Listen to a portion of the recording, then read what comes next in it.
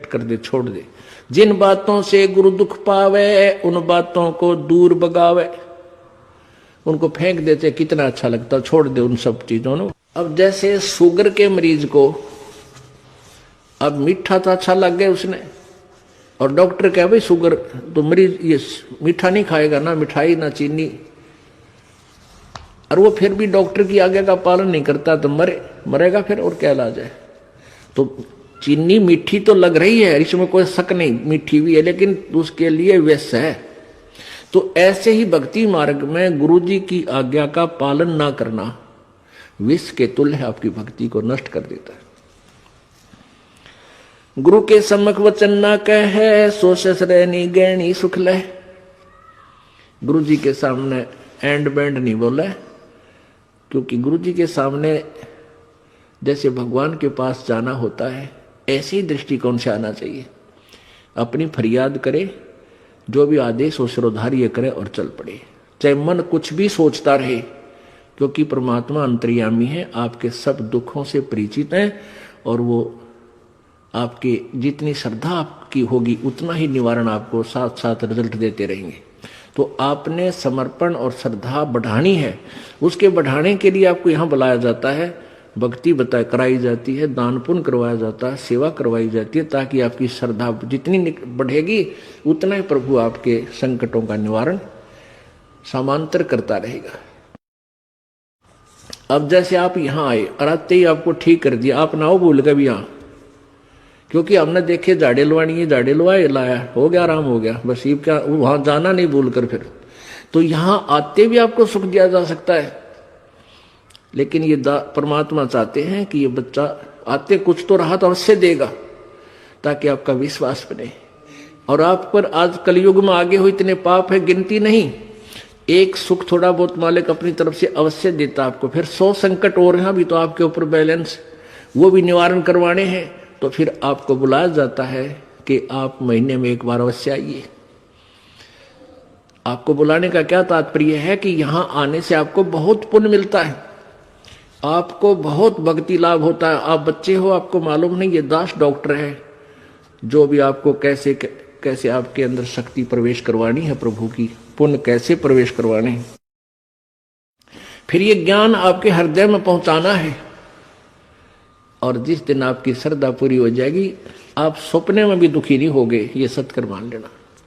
क्योंकि पाप जब बढ़ जाते हैं, दिन में भी दुखी, सोए फिर भी दुखी, क्यों सपने भी बुंडे बुंडे आवे। और जब आप भक्ति करोगे, ढंग से लग जाओगे, आप वैसे भी सुखी, और स्वप्न में भी परमात्मा की भक्ति है, आरती करते होगे, कभी मंत्र कर रहे होगे, कभी मेरे गुरुदेव भगवान ये गा रहे होगे, स्वप्न में भी सुखी, यानी भक्ति स्वप्न में भी हो रही होगी। गुरु से शेष करे चतुराई सेवा ही नरक में जाई। ओहो, जो गुरु जी के सामने चतुरता करता है, छल कपट करता है, उसकी जो सेवा है यानी वो पूजा समाप्त हो जाती है, धन भक्ति का, और कहते हो नरक में जाई, नरक में डाल दिया जाता है। शेष होए सर्वस नहीं वारे, ही कपट मुख प्रीत उचारे। शेष होके और समर्पण नहीं किया तो क्या काय का भगत वो, और हिये कपट मुख प्रीत उचारे। अंदर तो दोष है, ऊपर तो मीठा बोला है, ये भगवान को पसंद नहीं। सो जीव कैसे लोग सिधाई, बिन गुरु मिले मोहे ना पाई। गुरु से कपट करे चतुराई, सोहन सा भव भर में आई। गुरु से कपट शेष जो राखे, यमराज जाके मुगदर चाखे। गुरु जो जन गुरु की निंदा करही, शुक्र समान गर्भ में पढ़ही। गुरु की निंदा सुने जो काना, ताको निश्चय नरक निदाना। अपने मुख निंदा जो करही, परिवार सहित नरक में पढ़ही। अपने आप क्या बताते हैं परमात्मा के, अपने गुरुजी की निंदा यदि कोई कर रहा है तो भी आपने सुननी नहीं चाहिए। यदि गुरु की निंदा सुने जो काना, ताको निश्चय नरक निदाना। जिसने गुरुजी की निंदा कान से भी सुन ली किसी नालायक ने, कहते हैं तो भी तू नरक में जाएगा, तेरा नाम खंड हो जाएगा।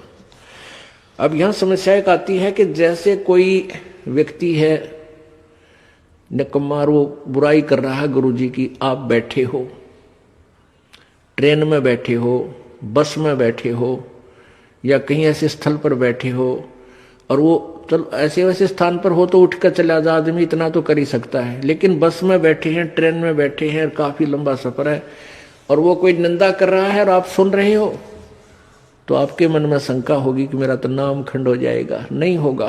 क्यों नहीं होगा? क्योंकि सुनने का अर्थ ये है जैसे कोई आपके गुरुजी की बुराई कर रहा है, आप सुन रहे हो, लेकिन आपके हृदय में वो नहीं समा रही है कि ये सच ठीक कह रहा है। आपका मन ये कह रहा है ये अनजान व्यक्ति है, इसको पता नहीं, ये वैसे ही कह रहा है। आपके हृदय में उसके हाँ में हाँ नहीं बनी, तो आपने सुनकर भी नहीं सुनी। ये इनमें बहुत अंतर होता है एक एक बात में। और यदि आप उसके कहने से आपके हृदय में ऐसा आ गया कि हो सकता है हमारे गुरुजी ने ऐसा गलत काम कर ही दिया हो, तो आपने सुन ली, वो सुन ली, और आपके मन में स्वप्न में भी नहीं आए कि ये जो कह रहा सच्ची हो सकती है, तो आपने नहीं सुनी, तो आपको दोष नहीं। गुरु की निंदा सुने जो काना, ताको निश्चय नरक निदाना, अपने मुख निंदा जो करही, परिवार सहित नरक में पड़ही। गुरु को तजय भजय जो आना, ताक पशुआ को फोकट ज्ञाना। ओए होए, अपने गुरु को छोड़कर और दूसरे में आस्था बनाता है। अब जैसे आप किसी भी कोई भी आपको इस भक्ति मार्ग का ये ज्ञान दास से सुनकर आपको कोई सुना रहा है भक्त, और आपकी श्रद्धा उस भक्त में हो जाती है, वो हो ही तो बहुत अच्छा है, बहुत प्यारा है, और उससे के चरण छूने लग जाए और उसी के ऊपर आसक्त हो गए, तो आपका गुरुजी से नाम खंड हो गया। इस दृष्टिकोण से परमात्मा कहते हैं गुरु को तजय भजय जो आना, ता पशुआ को फोकट ज्ञाना। उस पशु ने को कोई ज्ञान नहीं है, वो भक्त नहीं है। जो अपने गुरु को छोड़कर दूसरे में ठीक श्रद्धा बनाता है, उसमें आसक्त होता है, उसी को पूजा शुरू कर देता है। अब पुण्यात्माओं, एक एक पॉइंट पर बहुत गहराई सोचना है। अब कोई भक्त ज्ञान सुना रहा है, बहुत अच्छी बात है, उसके द्वारा सुने ज्ञान पर अमल करे और उससे कहे भाई मुझे भी गुरुदेव के पास ले चलो, मेरा कल्याण करा दो। और आपने नाम ले रखा है और फिर कोई चर्चा चलती है, ऐसी कोई बात नहीं, फिर भी सुनो। और कोई पुराना भक्त है, वो अच्छी अच्छी बातें बताएगा तो बहुत अच्छी बात है, गदगद हो जाओ कि मेरे गुरुजी ने कितना अच्छा ज्ञान दिया हुआ इस बच्चे को, भाई को, बहन को, और ये सब गुरुजी का ही दिया हुआ ज्ञान है, इसका नहीं है। तो उसमें आपको एज ए भाई यानी गुरु भाई गुरु बहन, तो आपकी श्रद्धा हो सकती है, लेकिन अन्य दृष्टिकोण से, क्योंकि हम फिर उस पर इतना आसक्त हो जाते हैं, उसको फिर प्रणाम करने लग जाते हैं, बड़ा अच्छा भगत है। तो ऐसे ये बीमारी हमारे भगत समाज में पड़ी रही और इसका लाभ ये काल उठा गया। जैसे कमाल था, कमाल वो मुर्दा जिंदा किया था प्रभु ने। एक दरिया में बहता हुआ मुर्दा शव जा रहा था 12-13 वर्ष के बालक का, और एक शेख तकी था सिकंदर लोधी, दिल्ली के बादशाह का धार्मिक पीर। वो कबीर जी से ईर्षा करता था, और कबीर परमेश्वर जी की कृपा से सिकंदर लोधी दिल्ली के सम्राट का असाध्य रोग दूर हो गया था, जो शेख तकी से भी नहीं हुआ था, किसी से भी नहीं हुआ था। जिस कारण से सिकंदर लोधी की आस्था कबीर जी में घनी हो गई थी। और वो जो पहले वाला जो वो परमानेंट उसका गुरु था धार्मिक मजहब की तरफ से, वो शेख तकी था। तो उस शेख तकी ने जब देखा कि कबीर जी में, मेरे सम्राट की, मेरे शिष्य की कबीर जी में ज्यादा श्रद्धा होगी है, तो ईर्षा करने लग गया कबीर जी से। उसको नीचा दिखाने की चेष्टा में उसने कहा कि राजा या तो तू बाज आ जा, और नहीं तो मैं, तो काफिर को गुरु बना लिया तूने, एक हिंदू को गुरु बना लिया, मैं तेरी पूरे मुसलमान समाज में तेरे बारे में बताऊंगा और सबको तेरे विरोधी कर दूंगा। अब राजा चिंतित हो गया कहीं तेरे राज को खतरा ना हो जाए। तो परमात्मा के सामने उसने अपनी प्रार्थना रखी। कबीर जी ने कहा भी ठीक है। तो शेख तकी ने क्या शर्त रख दी कि मैं जब इसको मानूंगा ये भगवान है, अल्लाह का नबी है, कोई मुर्दे को जीवित कर दे। तो परमात्मा ने जो अपने भगत की टेंशन दूर करनी थी सिकंदर लोधी की, तुरंत कर दी। जिस दरिया के किनारे वो खड़े थे वहीं पर एक मुर्दा बच्चे का शव बहता हुआ आ गया। कुछ कबीले ऐसे होते हैं, ना तो वो गाड़ते जमीन में, ना सभा करते, वो जल प्रवाह कर देते हैं मृत्यु होने के बाद के पशु जीव जंतु इसके शरीर का मांस खा कर दुआ देंगे। ऐसे सुसज्जित एक बना करके प्लेटफार्म सा, फ्लोट सा, एक घास फूस का जो तैरता रहे ऐसा बना देते हैं, बेड़ा सा, उसके ऊपर शव को लुटाकर और चलता कर देते। तो उसी समय वो लड़के का शव आ गया। परमेश्वर कबीर जी ने अपनी शक्ति से उसको जीवित कर दिया था। तो सभी ने कहा कमाल कर दिया, कमाल कर दिया। उसका नाम कमाल रख दिया और उस बच्चे को अपने साथ अपने बालक रूप में, शिष्य रूप में रख लिया। अब वो युवा बालक हो गया। कुछ दिनों के बाद 10-15 साल में 20-25 वर्ष की आयु का हो गया।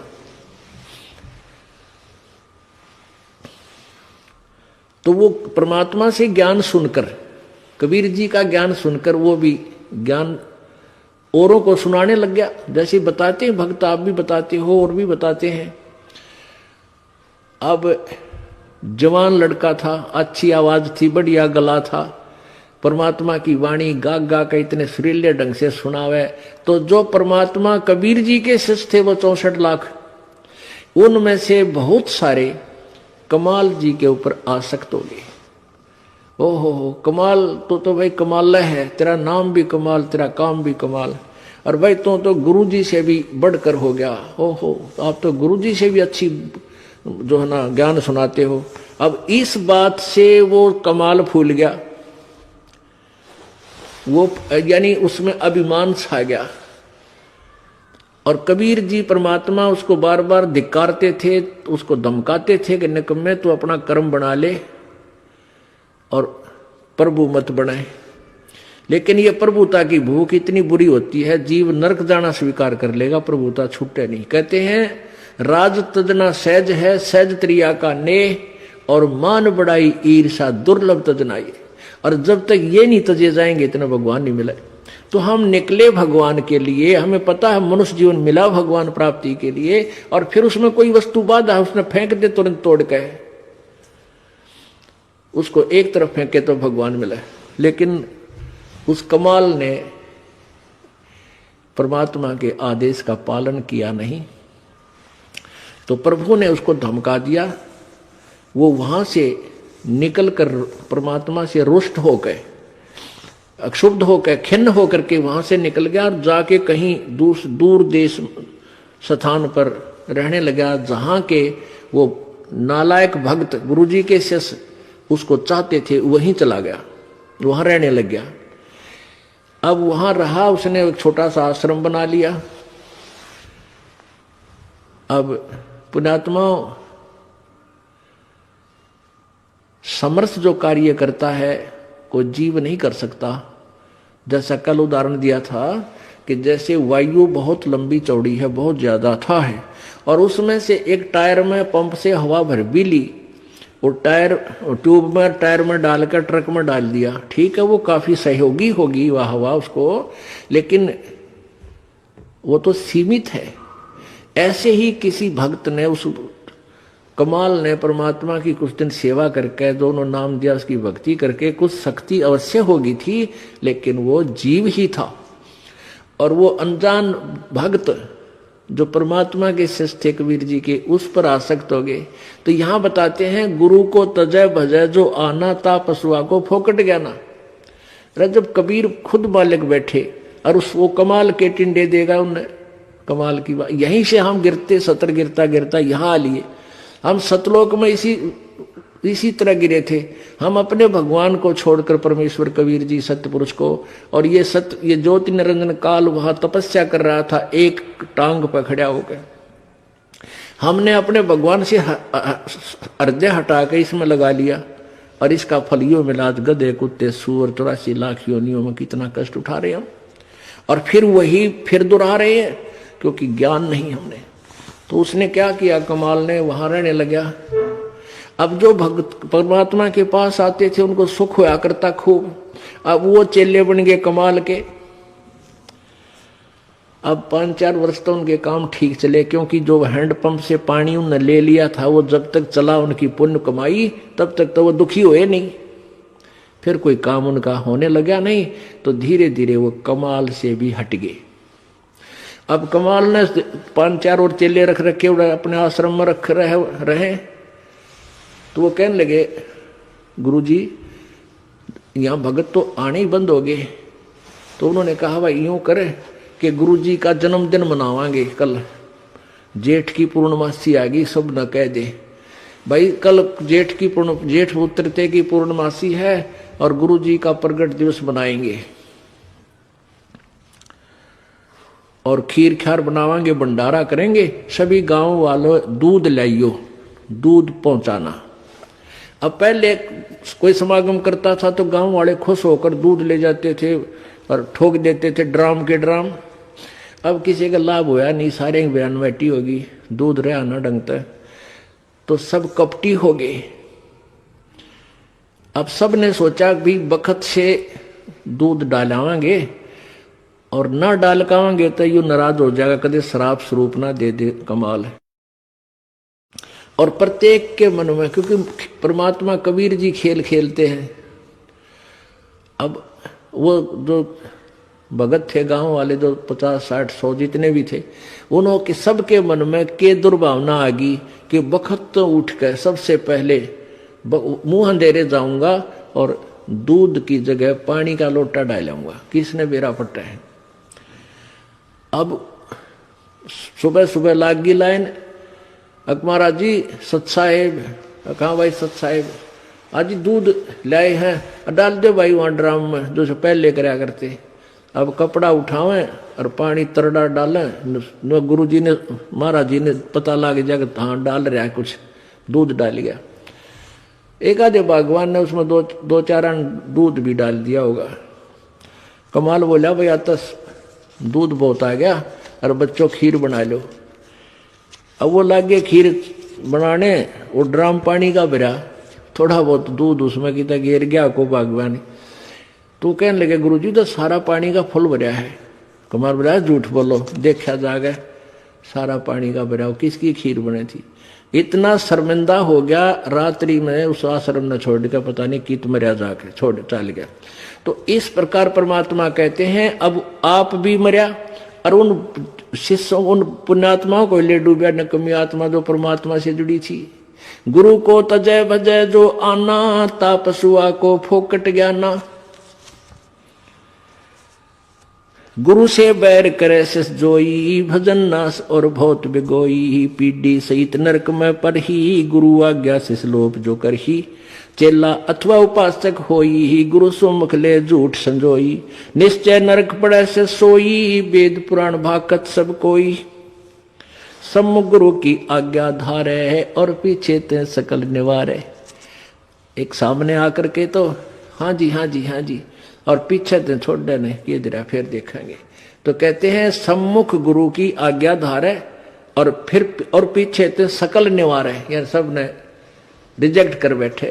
ऐसे नकली शिष्यों का उद्धार नहीं होता।